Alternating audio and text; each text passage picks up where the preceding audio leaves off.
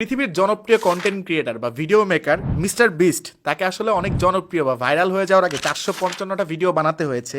আপনি যদি দেখেন ওয়ার্ল্ড ডিজনি, তাকেও কিন্তু 300 বার রিজেকশনের শিকার হতে হয়েছে। আমার খুব পছন্দের একজন ডিজিটাল মার্কেটার বা কন্টেন্ট ক্রিয়েটার গ্যারি ভি, তাকেও প্রায় 1000টার মতো ওয়াইন নিয়ে ভিডিও বানাতে হয়েছে। তারপর মানুষজন তাকে নোটিস করা শুরু করেছে।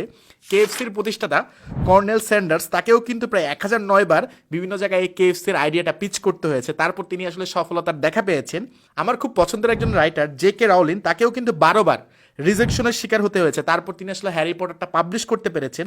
অপ্রা উইনফ্রে, অনেক জনপ্রিয় আসলে উপস্থাপক, আমার খুব পছন্দের উপস্থাপক, তাকেও কিন্তু আসলে একজন নিউজ অ্যাঙ্কর হিসেবে বাদ দেওয়া হয়েছিল, অর্থাৎ তাকে সংবাদ উপস্থাপক হিসেবে আসলে নেওয়া হয়নি। বর্তমানে তার আসলে টাকা পয়সা প্রায় 2.8 বিলিয়ন, বা হয়তো বর্তমানে তার চেয়েও বেশি হতে পারে। পৃথিবীর অন্যতম জনপ্রিয় ব্যান্ড দ্য বিটলসকেও কিন্তু 4 বার আসলে রিজেকশনের শিকার হতে হয়েছে। অনেক জনপ্রিয় বাস্কেটবল প্লেয়ার মাইকেল জর্ডান, তিনিও কিন্তু তার জীবনে প্রায় 9000টা শট মিস করেছেন। আর আপনি একটা দুইটা ভিডিও বানাচ্ছি বা একটা দুইটা কাজ করতেছি, তারপর বলতেছি আহারে ভিউজ হচ্ছে না কেন, আমাকে দিয়ে কেন হইতেছে না, কেন ফলাফল আসতেছে না, টাকা পয়সা আসতেছে না। Like seriously.